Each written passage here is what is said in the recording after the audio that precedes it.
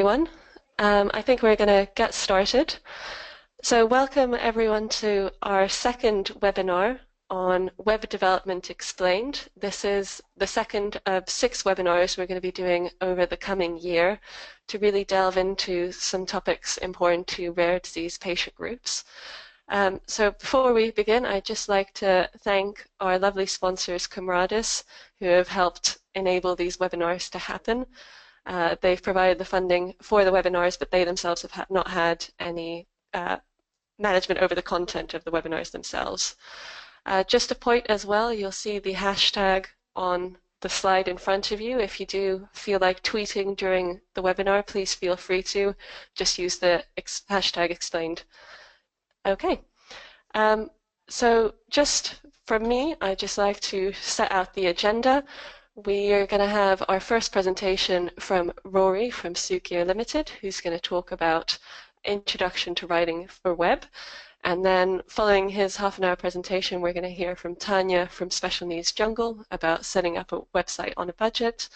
And then we're going to have a half-an-hour question and answer session where you can really write in your questions, what things that have been bugging you, and we can try and answer them. So just a little bit about our speakers. Rory is a professional copywriter currently in-house at a Cambridge digital agency, Sukio. And Tanya is a journalist, PR, and media consultant and the founder of Special Needs Jungle website and blog. So without any further ado, I will hand over to our first speaker, Rory, for his presentation.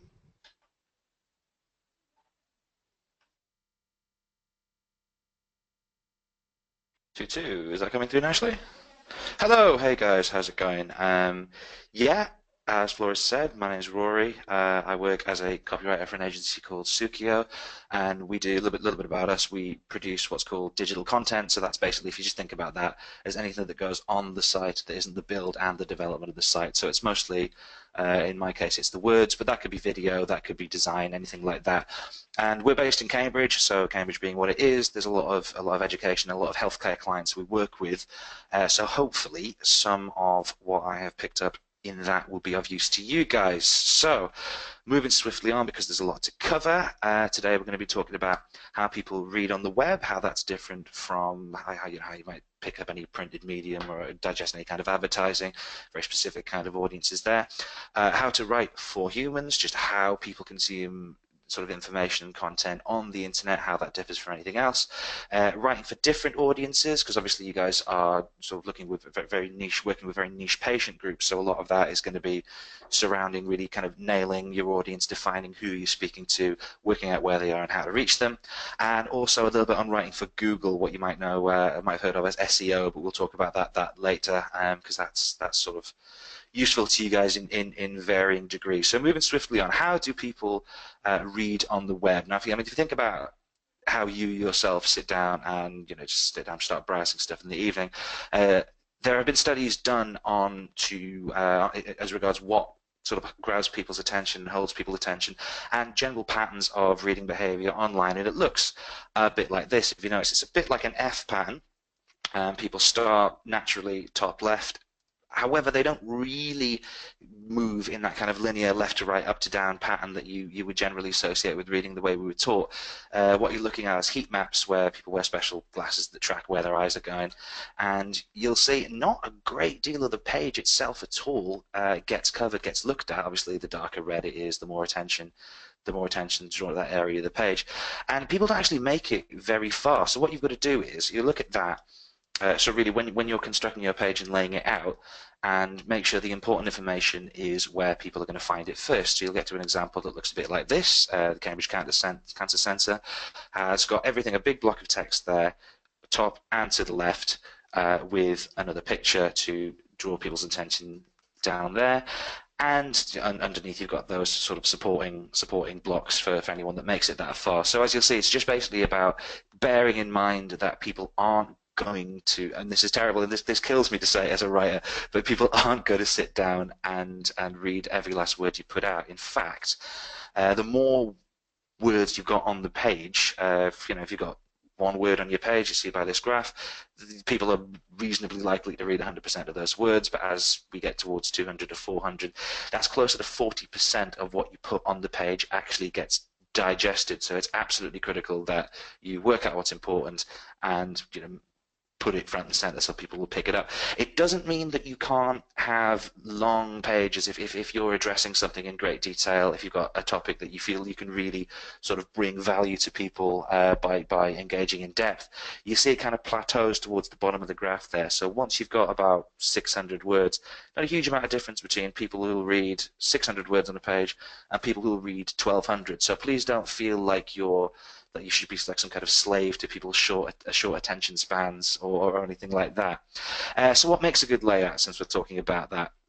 Already touched on that a little bit. It's front loading your content. So basically every page that you have on your website ideally should be dealing with one topic, and you should take some time when you're planning out the website that you put together to work out exactly how many pages you need, how many topics you can reasonably address in detail, and what that's going to do for your reader. Even if that one of those pages is a list of resources out sort of to outside content, you want to be looking at something a little bit like this. This is from the NHS Choices website, their page on stomach ache and abdominal pain. The first thing they've done there is definition. A stomach ache is a term often used, blah, blah, blah, blah, blah. Just really basic information that goes there first. So again, we look down on a university. I've forgotten what university this is, but they're really good at putting websites together because postgraduate, under the heading postgraduate research, use our degree finder to browse the range of postgraduate research.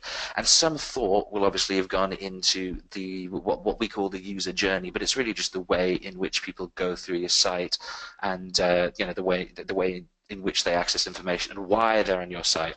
And again, if you took, I'm not going to talk a great deal about social media over the course of this, but I mean that goes double for headlines and especially for tweets. So we've got Snapchat boss vows don't be creepy, which I mean you really can't argue with. It's addressing what the article is going to be about and a hint of the story. Don't try to steer away from the clickbait titles. I mean, obviously not going to be hugely relevant for you guys running patient groups, but don't feel like people are going to automatically follow if you tease them with a vague title. Just put what you're talking about in the title, and that'll be fine.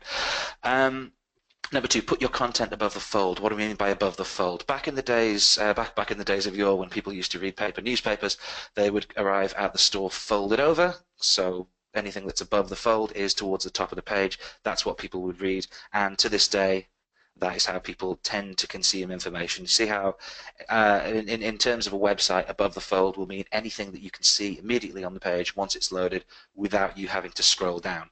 You notice how as soon as you ask people to do anything, as soon as you ask people to scroll, you talk about 800, 900 pixels for the top, the amount of information on the site that gets consumed just drops dramatically. So if you have decided this page is to address a certain topic, make sure it addresses that topic, gives you key points early on. That's what people came to see, and that's what will sort of lead them in. Again, we've got here King's College, Cambridge, study at King's, undergraduate study, graduate study. Those are the two main audiences, the two main journeys that come to the site from elsewhere. So they've got it right at the top of the page where people don't need to scroll for it. And again, good old Oxfam, we won't live with poverty. What will you do? That's a call to action. That's as soon as, without having to do anything, once they've logged on the page, people are being invited to get involved, to donate, and being challenged, to kind of justify what they're going to do to help this good cause. Create at-a-glance content. Again, people aren't sitting down and digesting each page that you write in great detail, so you've got to make it scannable. So that's breaking paragraphs up. Use subheadings and bullet points. Don't feel like white space on a page is wasted space, because more often than not, what that white space is doing is giving people a little bit of room to breathe and directing their eyes to the actual content. So we've got here from a dog and cat shelter, rehoming adoption, to find your perfect pet, adopt a pet from us. Like if you're trying to adopt a pet, that's where that third heading is where your eye is going to be drawn to. But because it's clearly marked, it doesn't need to be the first thing or the biggest thing on the page, rather, for people to find it. And yeah, it goes back to the Oxfam example. Give it a good ending. People, especially people on the internet, are very good at doing what they're told to do. So if wherever possible, any page that you put together, at the very end, give them something to do, whether that's book up for a workshop you're running, sign up for your mailing list, give them any further reading, leave a comment, download a PDF, or go back to the top. Don't give people nothing to do by the time they get to the bottom of your page, because more often than not they'll think, oh well, that's good, and they'll have 5 other tabs open, and they'll go off to another site, which is not what you want. You want to keep them on your site, digesting your information and engaging with you. And again, down here, back to the animal shelter example, how to rehome from us. This is right down at the bottom of the page. General pet care, foster an animal, or find a pet. So stuff to sort of keep them involved and keep them moving around your little corner of the internet. Or inquiries, contact details are a top choice for having at the bottom of the page, especially if it's a blog page addressing something that you want people to get in touch with you about. Pictures. Now again, not something I deal with extensively as a writer, but I do know the value of letting the words and the pictures work together.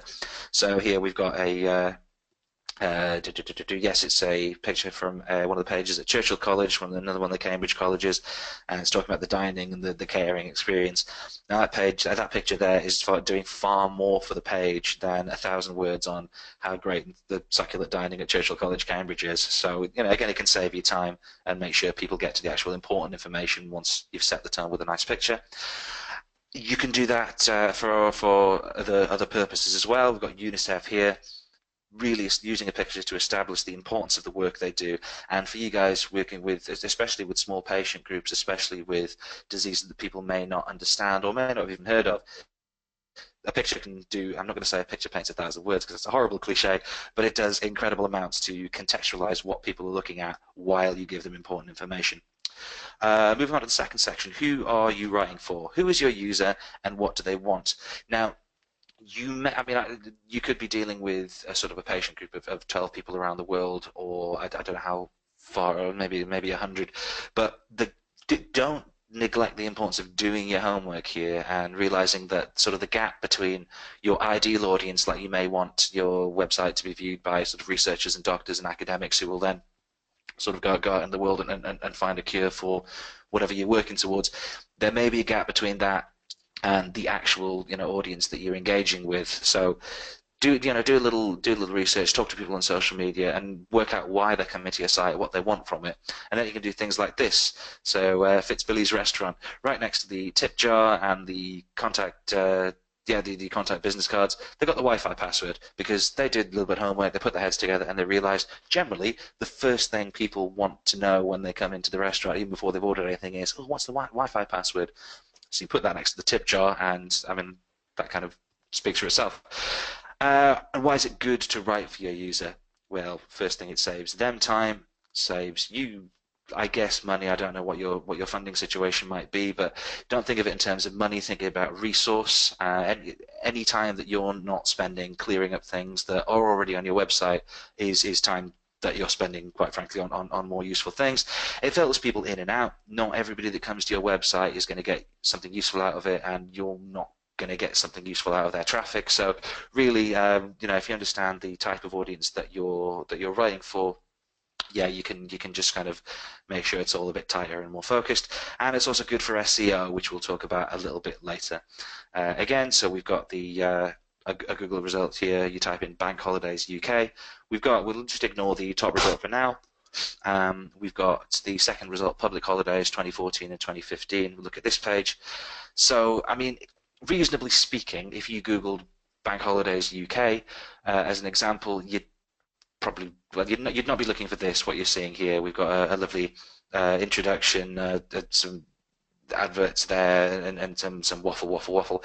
People, there's a reason this is the second highest result on Google, because the first one is the gov.uk site, and the gov.uk site is really good for sort of putting information front and center that people want to know by understanding why people are coming to the page. If you Google a page on UK bank holidays, it's reasonable to assume you'll want to know when the next UK bank holiday is, so they put that right up at the top of the page.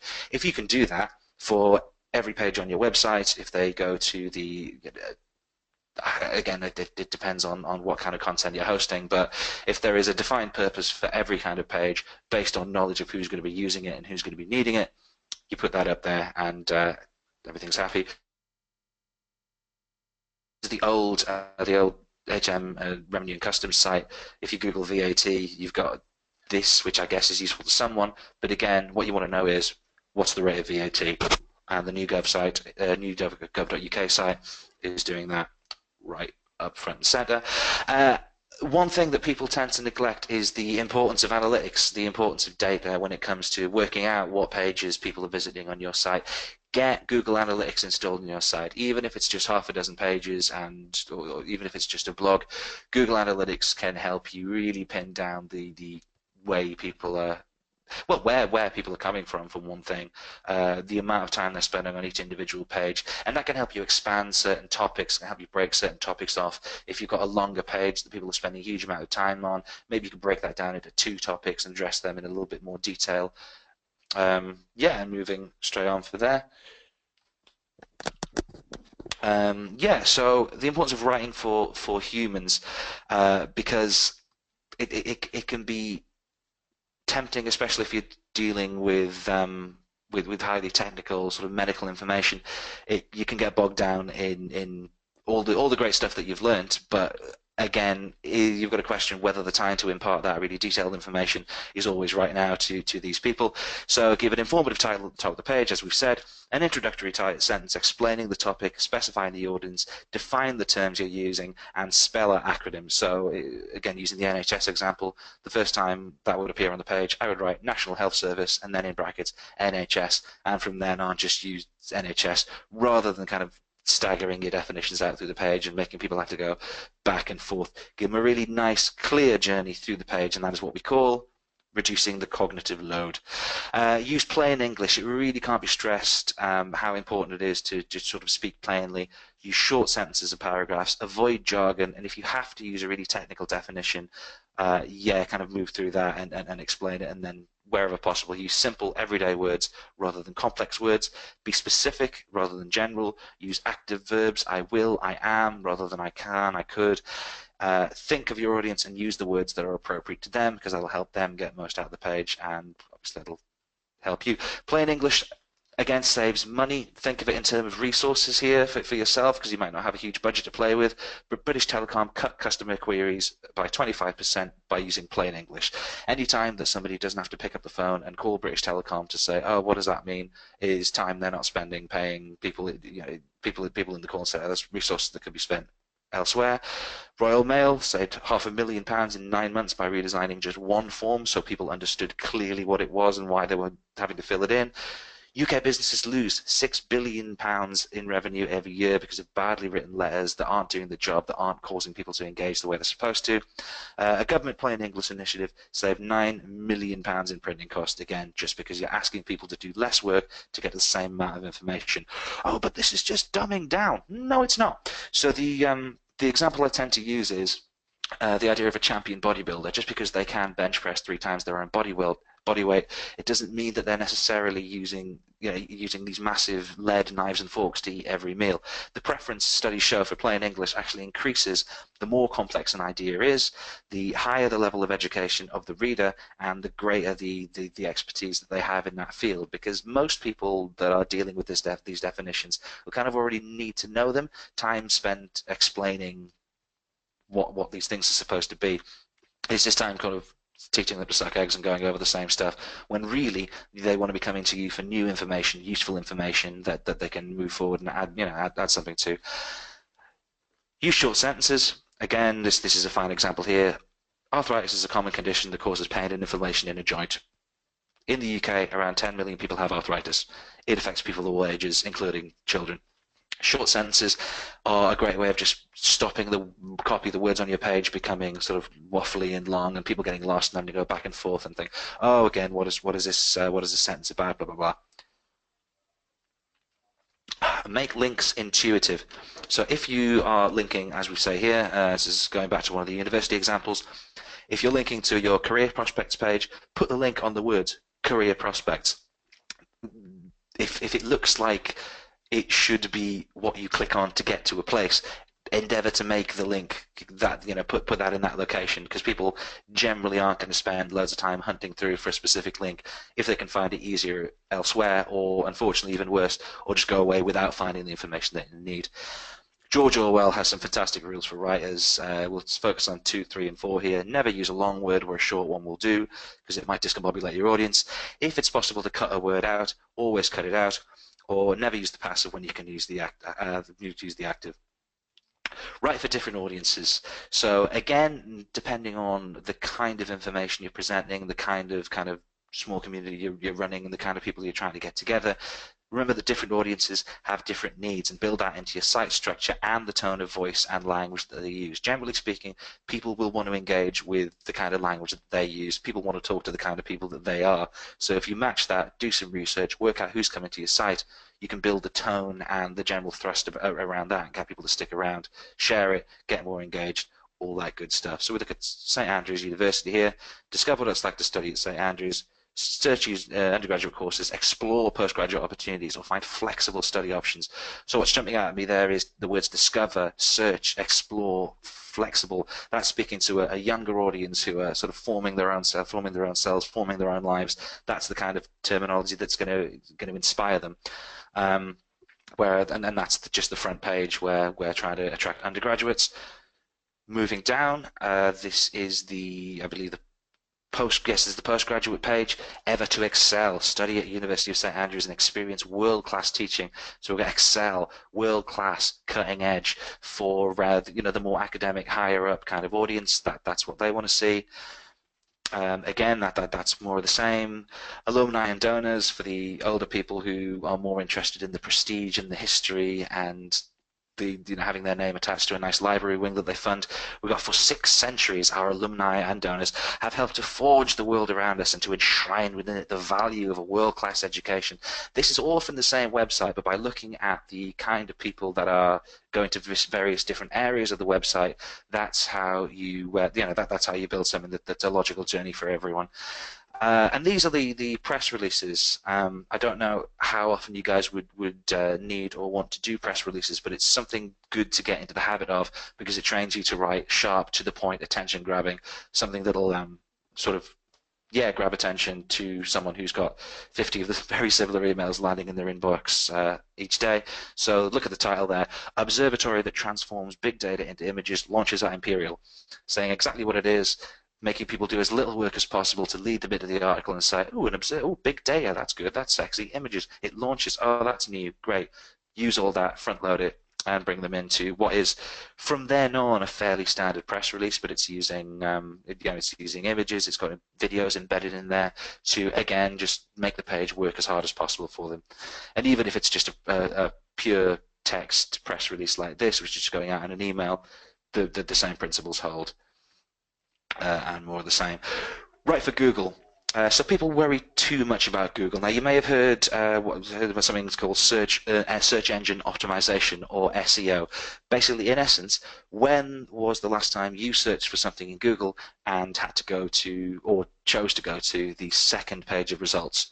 Generally speaking, not very often, because Google is very clever at sort of looking at each individual page, each individual website, and there's certain things that it does to rank how useful it might be for a certain given query.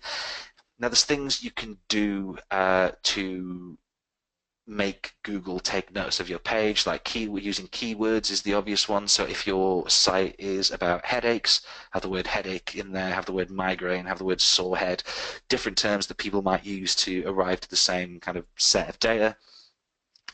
Unfortunately, that can lead you to something like this. Now, this is Panther Taxis in Cambridge. Look at local and national private hire taxi services around Cambridge and East Anglia. Transfers to and from Heathrow Airport, Gatwick Airport, Stansted Airport, Luton Airport. Nobody talks like that. Nobody reads like that. What they've done there is just cram as many possible keywords into the site that people might want to, that might be putting in there when they search for taxis in Cambridge, and what they've come out with is a very kind of robotic, forced kind of page. And if you just want to find the number for Panther Cabs, you notice it's hidden up there right at the top right, where realistically most people that come to this website are just going to be wanting a number for a taxi. So don't feel like you're a slave to Google, especially for you guys who will be dealing with a smaller, more niche patient group, people that are putting the effort in and do have that kind of impetus to do a bit of research and legwork. That being said, people don't worry about Google enough. Um, there are some really easy things, some really quick wins that you can kind of do in order to just give yourself that little bit of this little bit of boosted SEO, boosted visibility on Google without compromising on the quality of the content itself. Things like titles, things like headings, introduction and summaries, metadata and descriptions, social media posts. Metadata, by that we mean, so when you're uploading a image onto, say, WordPress, if your site is built in WordPress or maybe Squarespace, there will be little boxes in there for you to put descriptions, captions, headings. None of that is wasted space, and especially, again, videos on YouTube, it's another similar example. We'll let you tag the video and put tags in for keywords that relate to that kind of content. It costs you nothing except 5 minutes to fill all those in. It doesn't take away from what's visible immediately on the page, and it can just give you a little bump up when you need it. Describe your content. Again, there we go. There's the YouTube example. We've got the video there that people are going to be spending 99.9% of time on this page looking, but in the information below, we've got Cambridge courses are respected all over the world, blah, blah, blah. Lots of keywords in there, career, spotlight, academic, and then we've got a category, and they've spent the extra time to fill that in. Keep it focused. Again, this goes back to what I was saying. Ideally, you want to be addressing one topic per page, and I mean, there's nothing wrong with having an index page detailing those topics. So here we've got individual pages that will go down, drill down towards what people actually are here to see.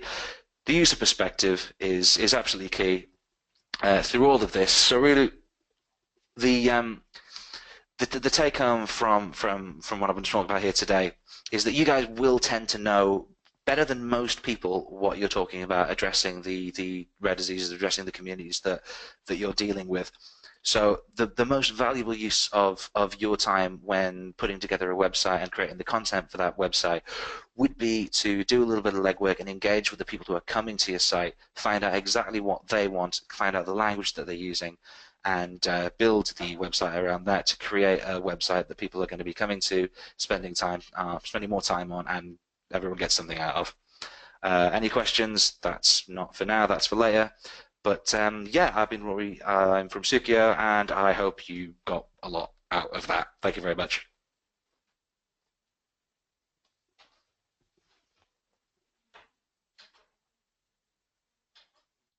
Brilliant. Thank you very much, Rory, for that whirlwind tour through content creation. We do have just a couple of minutes for any questions, any quick questions you might have for Rory. You have a little questions tab into which you can write questions. So if you do have anything immediately that's popped up, just feel free to ask it now. Yeah, okay, we've got our first question. How important is it that our websites look good on a mobile or a tablet?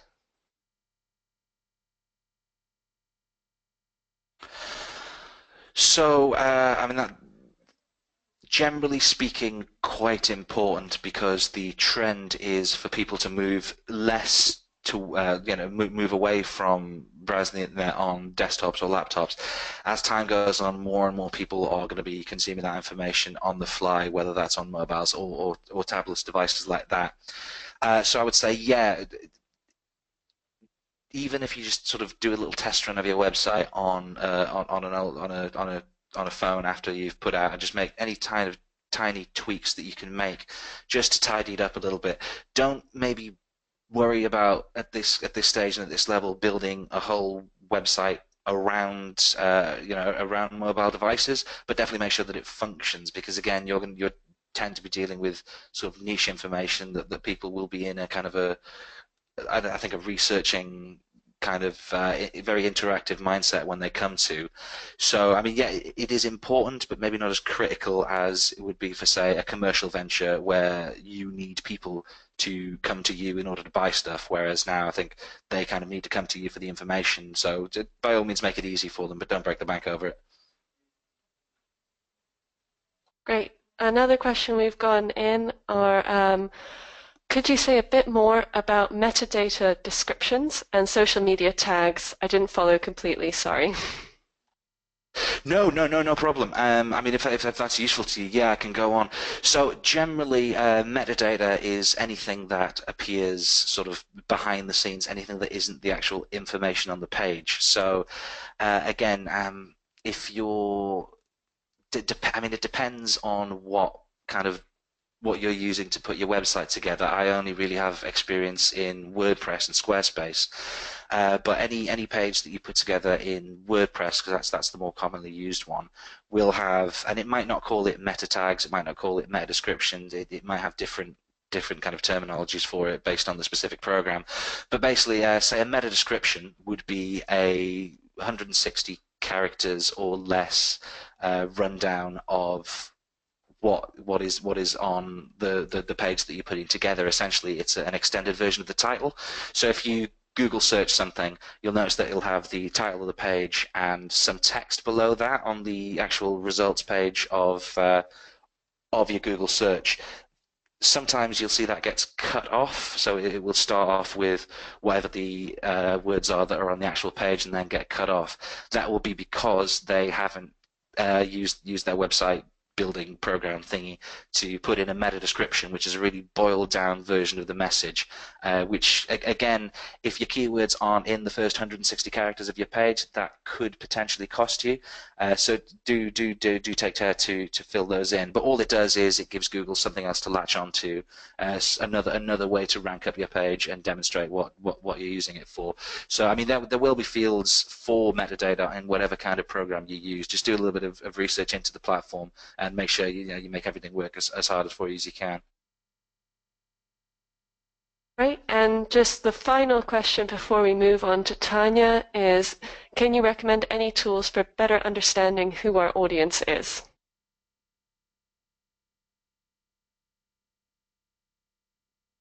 So again, we talked about Google Analytics, which is kind of a one-stop thing for finding out, a little bit more about who's coming there. You might also want to look at maybe social media if there's people talking about you, or the kind of the conditions that you're dealing with, or the kind of conditions that you're dealing with on social media. That could be a good indicator. So time spent kind of listening to social media can be as valuable for you as the times that you spend sort of putting stuff out there, especially if it's a more kind of a broader category, or you're dealing with multiple different things. I mean, other than that, going out into any internet online forums that might exist, Facebook groups can give you sort of a better hold on the type of audience you're dealing with. Brilliant. Okay, there was one more question, but I think that fits more into Tanya's presentation. So without further ado, I will hand over to Tanya to talk to you more about how you build and develop your website.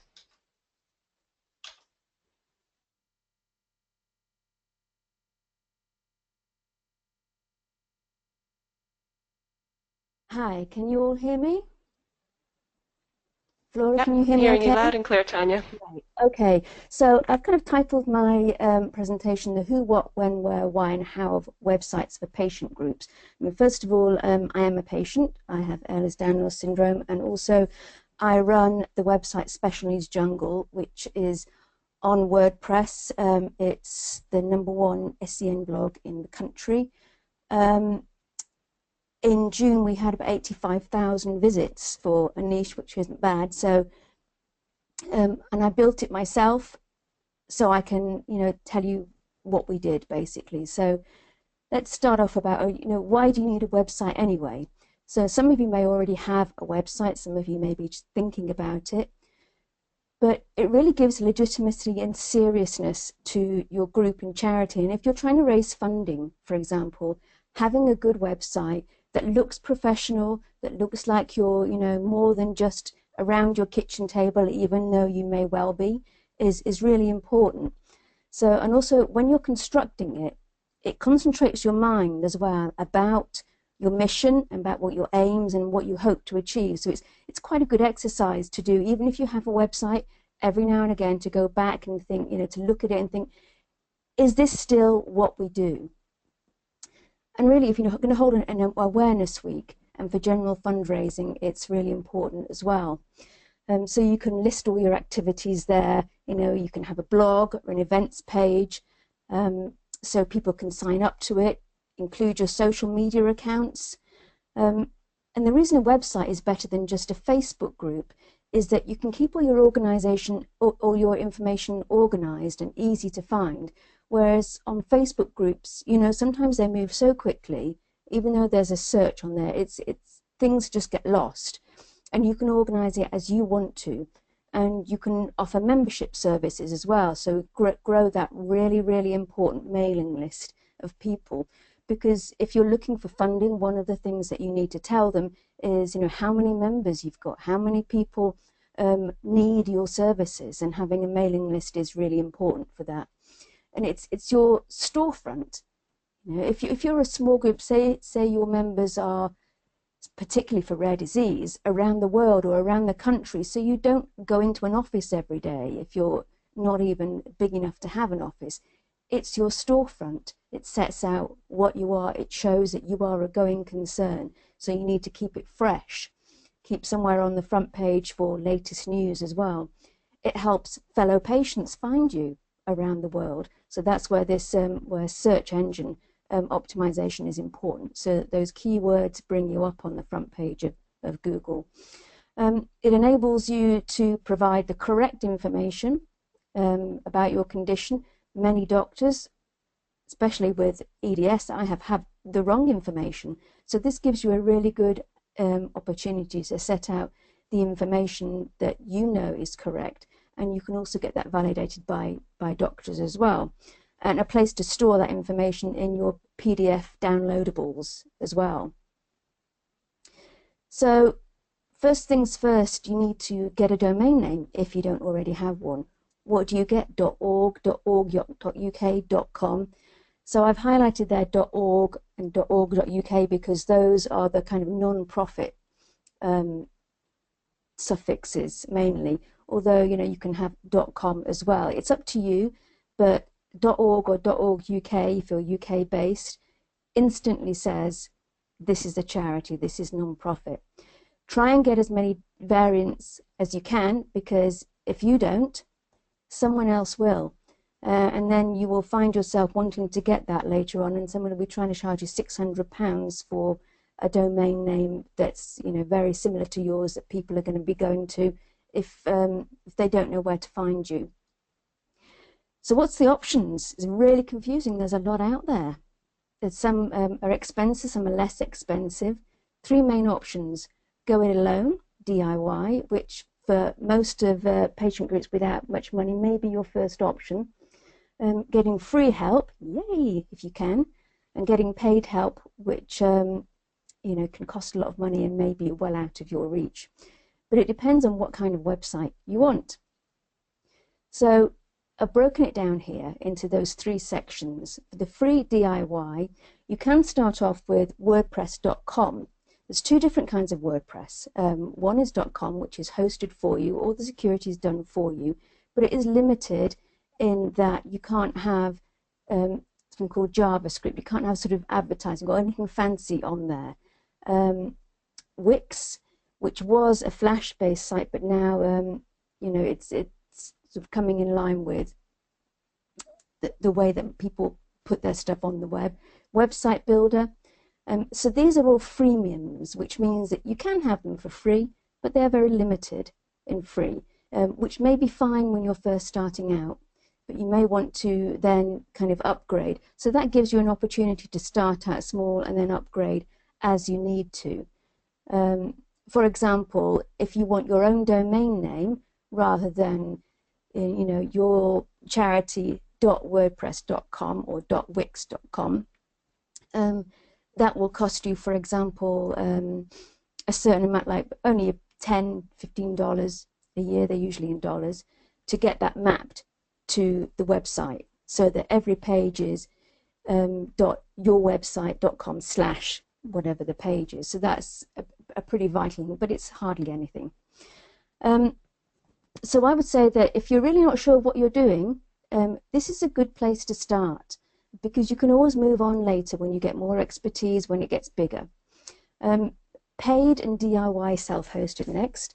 So that's wordpress.org, which my website's based on.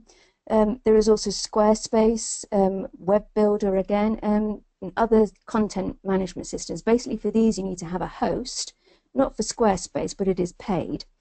And build it yourself. Squarespace, again, is more like this previous section, but I'm not quite sure. I don't think there's particularly any free options there. Could be wrong on that, but I don't think so. So this is a little bit more expensive because you've got to pay for a host. But the websites themselves, for WordPress.org, for example, or Drupal, or they are free and open source. We'll come back to all of those again in a minute. The Bespoke, this is where you pay a web designer to do it for you. So first of all, these free and easy ones, you get these templates that with them that you can customize different themes. So you can get the theme that you kind of like, and then you can easily customize them with these DIY free ones. There's no real coding to be done. So it's minimal. They do come with security as well. So there's also Blogger, but that's really mainly for, you can make a website on there and have a blog separate or a news section, but while it's free and owned by Google, so it's going to get you up in the rankings, it is mainly based, I would say, for blogs, but it's a good way to practice, I guess. So the paid self-hosted ones, the ones I just mentioned with that you have to have a host, you do need the host if you're, unless it's Squarespace. The security is down to you.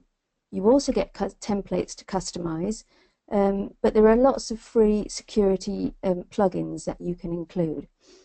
But things like Wix.pro, Squarespace, Web Builder, Weebly, again, they are hosted and they are the more expensive options. So you do get all the benefits of it being taken care of for you, but there is a greater cost. WordPress.org, again, you have to host it yourself. Completely flexible. You can do everything that you want with it. If you're planning to have a bigger site with membership and so on, this may be the way to go, but if you have no coding or web knowledge, maybe not. The cost here, $144 to $215 a year for Squarespace. For Wix, it starts off at $6 and then goes up to $200 a year. So the WordPress.org, there are other systems you can use, such as Umbraco, Drupal, various other systems. But you do need more and more technical expertise, and you do need to make sure that your security is up to date, because and if you're having your membership logins, they are secure. In fact, with anything, when you've got a login, don't put your cat's name that's only got 5 letters, and make it secure. Use something like a password generator or something like LastPass or AllPass that will save your passwords and help you generate secure passwords. Hosting, GoDaddy, JustHost, 123reg, they're all much of a muchness. Some are cheaper than others. They should give you email as well, so you can get that with your own, your name at your website.com.org. If you want to use WordPress, make sure you've got something called an SQL database. It will say it in the features, so you should know, but make sure that you do, otherwise you won't be able to have a WordPress installation on there. Hosting fees for that, they can be sort of £60 maybe a year to £600, depending on what if you get really big, you will need something like called VPS hosting, which we now have because of the size of many people coming to us. And Bespoke, well, sky's the limit. Anything you want, you can have it if you can afford it. if you do happen to get a grant to do this kind of thing, please communicate your needs to the designer right at the beginning. Stay in touch with them. Don't let them get carried away. So you stay in control of the cost and the process. And what many people have found is going, oh God, I've got this great guy, he's going to set this website up for me, is that they end up tying you to their hosting so that you have to pay them domain renewal fees every year. But if your relationship breaks down with them, you're stuck and you're going to have to start again. So really good idea to make sure you own your own hosting. And again, the cost, well, it can go up to into the tens of thousands of pounds, which I'm pretty sure nobody here has got. The alternative is bespoke. There are a couple of companies, Media Trust and Creatives Without Borders, what happens is that experts will offer their skills for free, and you can do media matching. So you join, you say, oh, I need this kind of expertise, I need somebody to buy me a website, to build me a website. And if you're lucky, you will find somebody who you can match with and who will do all that work for nothing for you. But you must ensure that you know the parameters of that work. It's obviously pro bono, so it's extra. And you may be left with a complicated site that you don't know how to update, or they may suddenly run out of time to help you. So make sure that you're not asking for too much that they can give you. And again, the cost for that is free, but you may end up with a site that you can't that suddenly breaks and you've got no one to help you do it. So you've got all that out of the way, you've got your site, you've decided on your host, how you're going to put this together.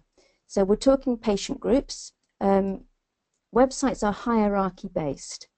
So if you want some help trying to think about how to do it, use a mind map tool, or in WordPress, Office, Microsoft Office, where they've got those smart charts, and you can make a hierarchy chart.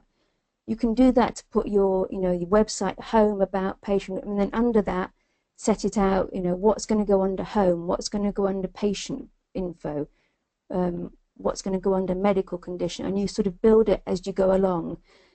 With all these websites, you can add pages as you go along to underneath. So as you get more time and more things to put on there, you add just extra pages. You don't need to have it all done at once if you're doing it yourself. So for example, under your about page, you might want your mission, your history, who we are, patient info, treatment tips, patient stories.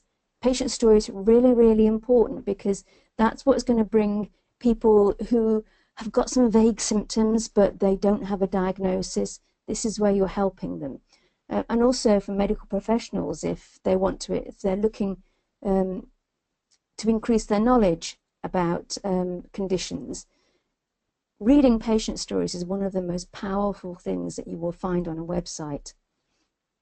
For medical information, that's it. You're targeting those patients and the medical professionals. You might want to put research articles, clinical trials, symptoms, and so on under that heading. Events. This is the one where you may have the section for a blog. So you would have your main pages that are not blog based, but on all the systems that I've mentioned, you will get a blog feed. So you don't have to call it a blog, you can call it news, events, fundraising, or categorize each one of them, so that if you write a story and it's for fundraising, that's how you categorize it, and then you can have a page where that filters into just fundraising stories. Likewise, awareness. I want this to be about awareness.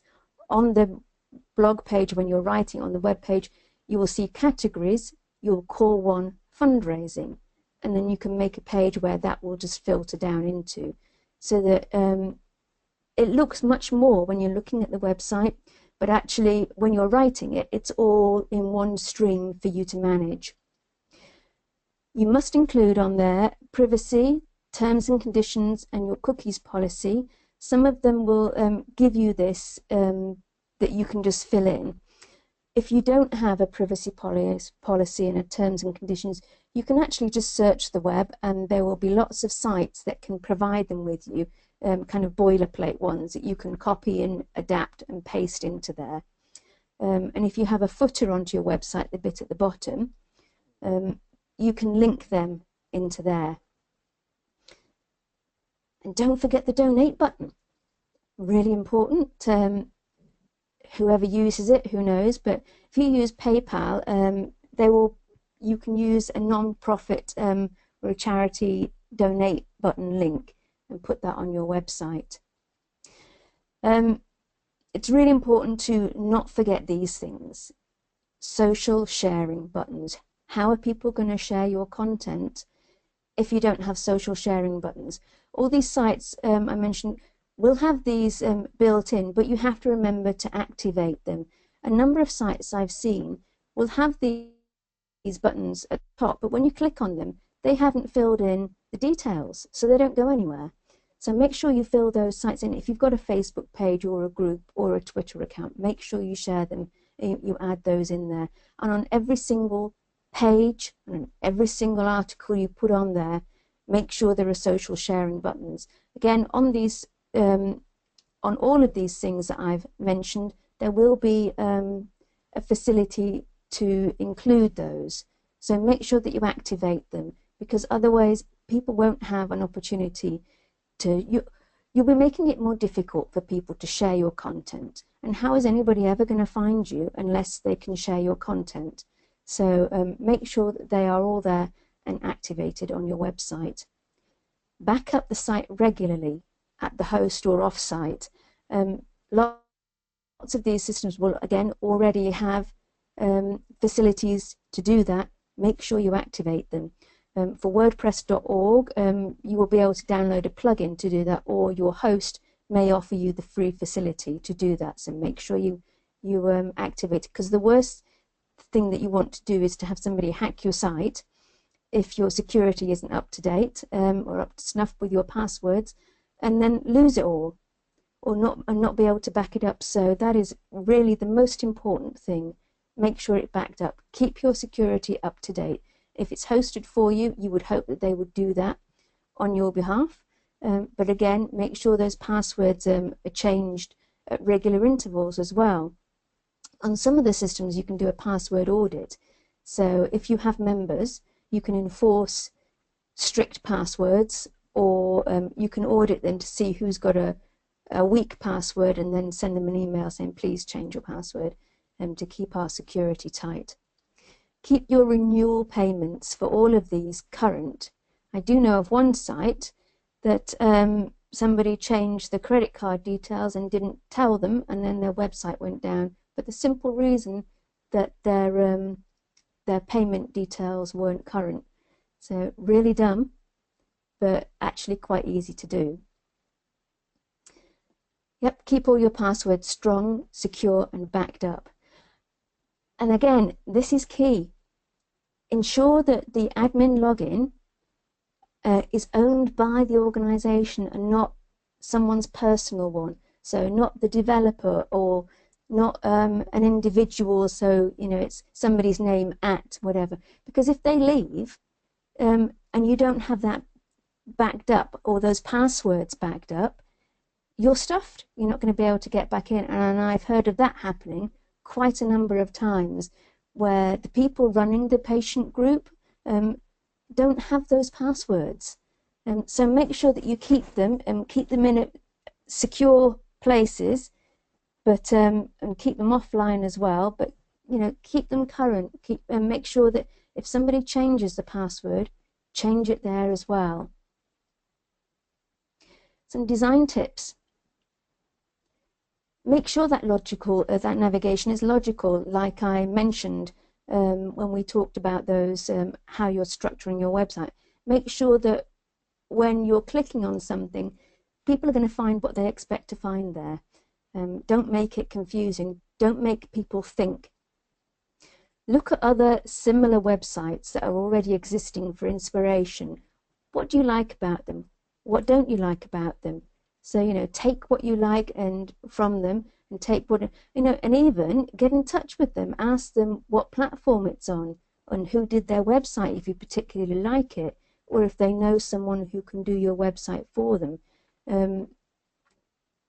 But if you do choose somebody, make sure that you've really got a good rapport with them, because you don't want to be falling out with them. You don't want them to be designing something that's only fit for them and not fit for the people who the website is for. So you need to think about your audience. Who is this website for? Accessibility features. Are my patients, do they have visual difficulties? Do they need an option for contrast and text size? So make sure that you get those included. I know with WordPress.org there are plugins that you can include to make that happen. I can't speak for some of the others.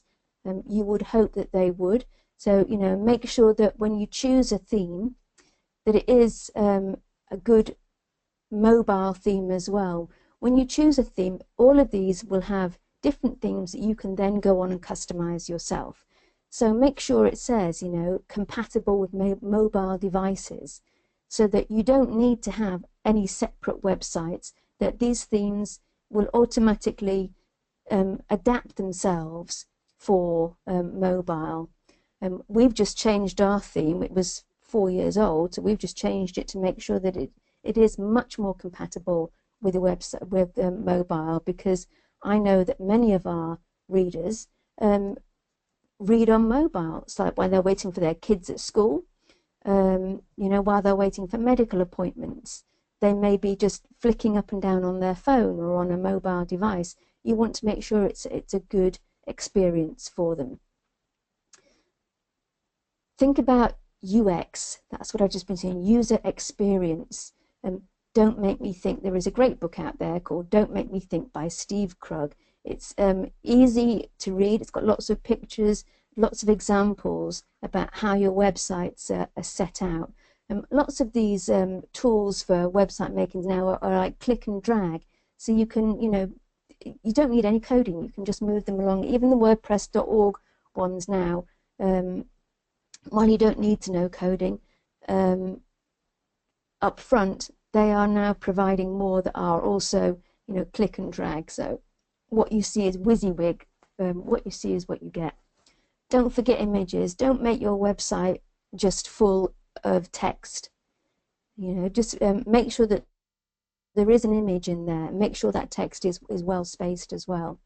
There's lots of places you can get free images from if you don't have any images of your own, such as Pixabay, freeimages.com, lots and lots of places. So just Google free images and they will come up. So whatever you do, don't start Googling your image name that you want on Google Images and just take whatever you want from there, because lots of those images may be subject to copyright, and you don't want somebody getting in touch with you with a takedown notice saying you've taken my image, because there's plenty of free images out there now that you can get hold of easily. So where do I find all this? Hosted, WordPress.com, Squarespace.com, and you'll be able to see this presentation later, so don't feel that you need to write it all down. Wix.com, Blogger.com, although you may want to keep that to a blog that goes alongside your site, or to give that to a fundraiser or something, but don't really base your entire site on that if you can help it. Site hosting, WordPress.org, you can read all about it there, but you must install it via your web host company. So Heart Internet is a UK-based one, as is 123.reg, Bluehost, GoDaddy, many more. Do your research about what they provide. Some of them actually will have special deals for charities, as does Google Apps. If you can prove you're a charity, you can get free stuff from Google, such as Google Suite, which will give you free email that you can use Google Mail with. So web design company, someone you know, a Google search if you've got strong stomach for it, or better still, a recommendation, someone that you know has done things well. And again, pro bono, Media Trust, Creators Without Borders, or you could go to your local college and find a student maybe in their second or third year who are looking for some work experience, who are looking for a project to make a website for somebody, or a web design company who are looking for charity projects. So that will take a bit of research, but there is lots of courses out there who are teaching web design, and so a student who is in their second year or third year may want to take that on because it's something they can put in their portfolio themselves. So again, make sure you brief them well beforehand as to what you want. But these are all options that you can think about. So that's the presentation.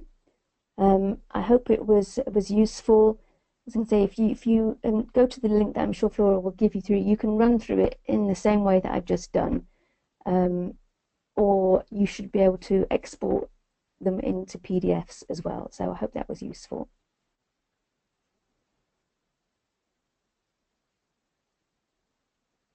Brilliant. Thank you so much, Tanya.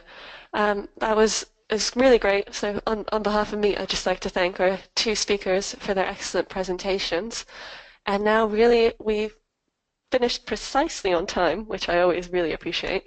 And we're opening it up to questions. So please do feel free to write in any questions, either for Tanya directly or for either speaker. And while we wait for those to come in, we had two questions earlier. So one of them was from Alan about, are there any tools either of you know that would help with improving disability access to the website? Yes, as I said, lots of them should have accessibility features, but WordPress.org has got a plugin called Accessibility plugin, which if you ever go and look at my website, specialnewsjungle.com, it has on there, you can see at the side, on the right-hand side, there is little floating side things which you can change the size of the text or the contrast, and that should help. There are also other things. There is a website that I've been involved with, which is Surrey's Local Offer, which is surreylo.com, I think, .com. And that has a talking to you system. If you look at the RNIB website as well, that has plenty of accessibility features, so you could investigate them and see the kinds of things that help. If you do a quick Google about getting accessibility features, I'm sure you'll be able to find some there, but those are just a couple. Brilliant, thank you. And the other question came about sort of data protection, data requests. So the question was, how can we ask members who are using the website to give their information, what laws surround this, and how do we keep these confidential? Well, yes, there are data protection laws that you need to obey, so it's always best to go to the data protection website and read the parts that are important for you.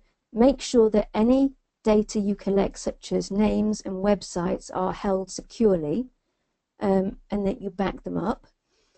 I mean, that's it really. You do need to comply with data protection, so just make sure that people's details are held securely. So it's always best to have an SSL certificate or something that use a system that is secure, such as with my web host, I use something called Cloudflare, which helps with security as well. So never underestimate your needs for security. I mean, just to add to that as well, there are some tools that you can use which will handle a lot of the nuts and bolts, especially the legal stuff for you. So what we use for our own newsletter each month is a program, a website called MailChimp, which is completely secure. It gives you a really nice embeddable form that people can use to sign up to your mailing list. And actually another part of the question, just to answer the original question in more detail, which was a bit longer, there was a point about how to force kind of people to hand over their correct details in order to form a sort of patient registry.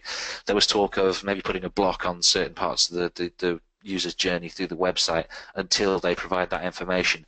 Generally speaking, if that's the case, people will just leave the website and not go any further. it could be best to give them something in exchange for their details, something like a white paper that they can read, an infographic, some kind of resources or some kind of resource pack, even if it's just a small token thing. If people feel like there's some kind of fair exchange going on there in exchange for their details, they'll be more likely to provide them. Those details are more likely to be true. And again, if you use a tool like MailChimp, which will handle all the data that they give in sensitively and securely, that you can make it feel like more of a mutually beneficial thing. Although you need to realize that tools like MailChimp as well, which are great, they have a limit on the free amount that you can use, up to 2,000 emails, 2,000 subscribers. So if you have more than that, if you have more than 2,000 patients, you will have to start racking up charges to send out your newsletter as well. There is, if you use WordPress, even WordPress.com, there is an inbuilt thing on WordPress.com, and you can plug as a plugin in WordPress.org called Jetpack, which also provides you with a system that people can send you can send your information out and gather emails like that, and they're held securely by Jetpack. But just as an example about one things you can get on our website, for example, we have a couple of things like Ask IPSI and Ask for EHCP, which is educational provision help. You have to sign up for that. Anybody can read the answers, but if you want to ask your own question, you need to sign up. So so that's a really good way as well of getting that information, and it really works. We built our list exponentially using that.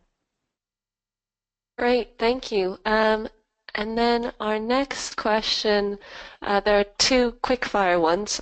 Just one to Rory. What is SEO? I think they missed your definition. So SEO, you can go back and listen to more detail on the recording of my presentation if you missed it. But it stands for Search Engine Optimization. So basically, in the simplest possible terms, so if I did a Google search for red hats in Cambridge, Google uses a system of algorithms, a system of calculations to scan pretty much every website that's visible on the internet and work out which site matches more closely the search terms that I'm putting in. So that's how they rank, and that's how you get a number one result beats the number two result, because it's seen as more relevant to the search terms that are put in. And there's also other factors as well, things like how well the site performs on various platforms. So again, as the other question before said, making a site responsive on mobile and tablet devices is something that Google wants to see.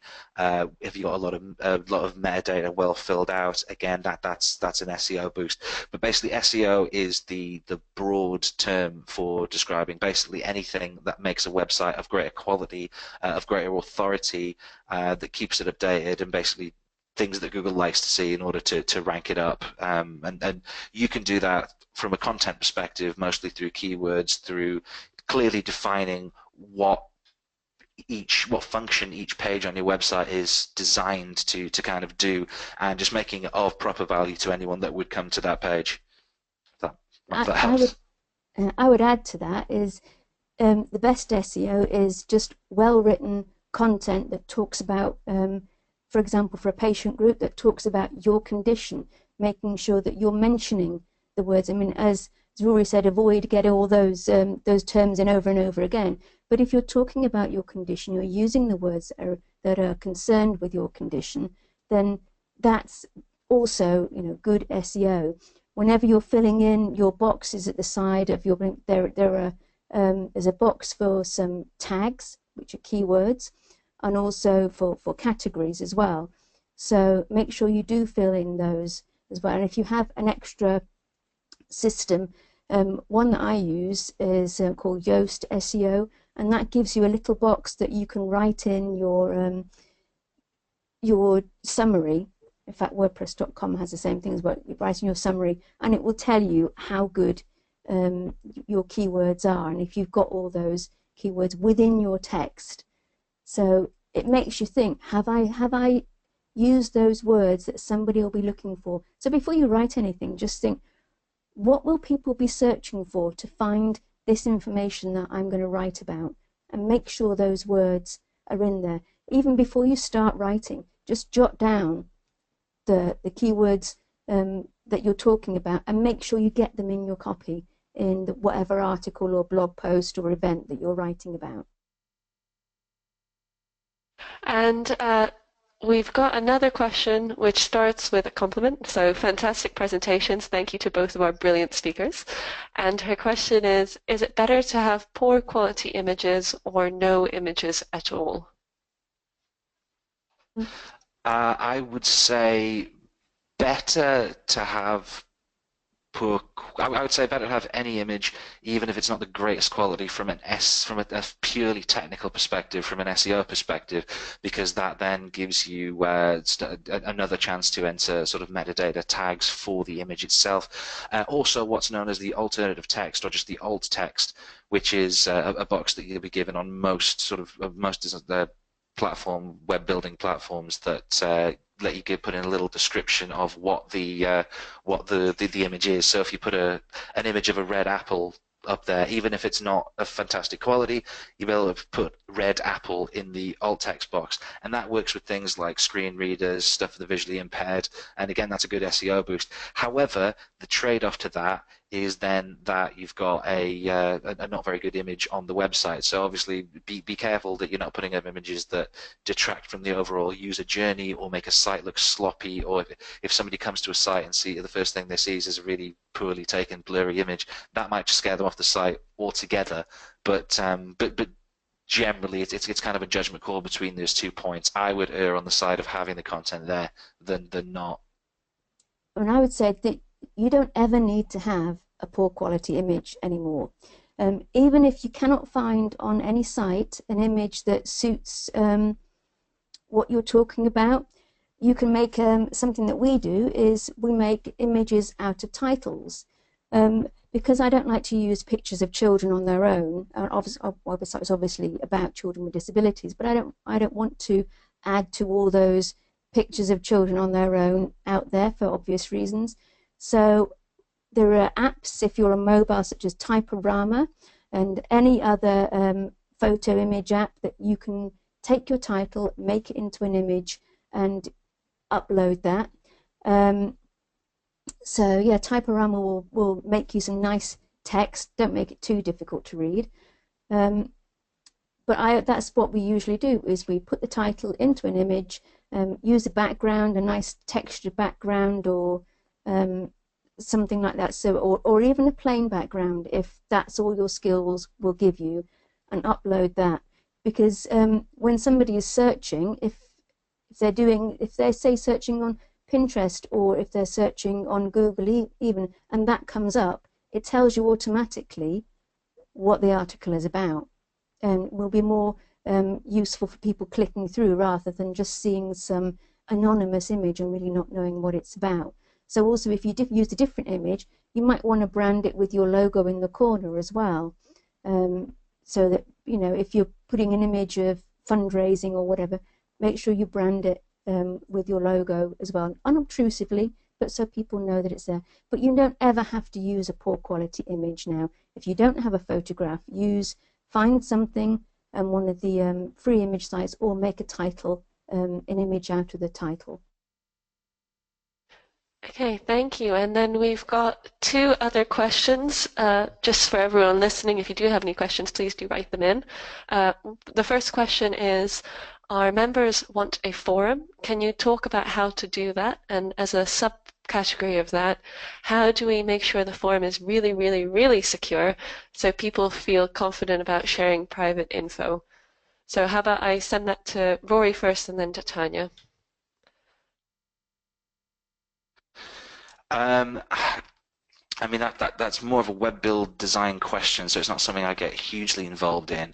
I mean, if your patient group is saying to you directly that you want a forum, I mean, first, internet forums tend to be quite a lot of maintenance now, and people tend to be moving away, moving towards sort of social media. So maybe look at running a Facebook group, and I'm happy to be contradicted on this, but yeah, maybe look at what you can do with social media on Facebook groups, on using stuff like that, where information, and especially the security of that information, is already handled by the overarching platform. But I think probably yeah, it might be some more better info from that coming on the other end. Yeah, actually, Facebook groups are often used by patient groups as forums. You can make your group closed, or you can even make it secret so that only people with the link will find it. The trade-off with a Facebook group is that Facebook have got your data. So, while it's secure, still, Facebook do have that data.